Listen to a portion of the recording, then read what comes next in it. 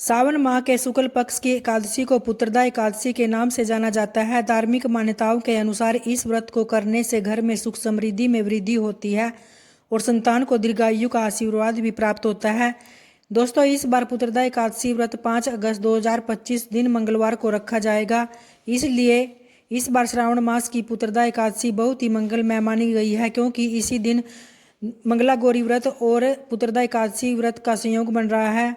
मंगला गौरी व्रत जहां वैवाहिक जीवन की खुशहाली और सौभाग्य के लिए महिलाएं रखती हैं, वहीं उसी दिन पुत्रदा एकादशी व्रत महिलाएं पुत्र की दीर्घायु, स्वास्थ्य तथा सफलता के लिए यह व्रत रखती है। और इस व्रत पर भगवान शिव और माता पार्वती की पूजा तथा भगवान विष्णु की पूजा करने से यह व्रत अत्यंत पावन माना जाएगा।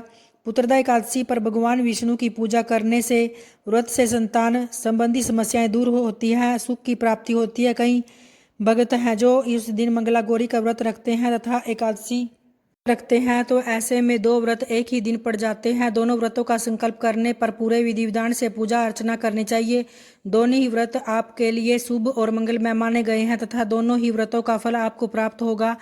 तो मंगलवार के दिन आप मंगला गौरी व्रत का संकल्प भी ले सकते हैं और एकादशी पर पुत्रदा एकादशी का संकल्प भी लेंगे तथा भगवान शंकर व माता पार्वती की पूरे विधि विधान से पूजा करेंगे। लेकिन उस दिन मंगला गौरी व्रत में शाम के समय अन्न का सेवन किया जाता है।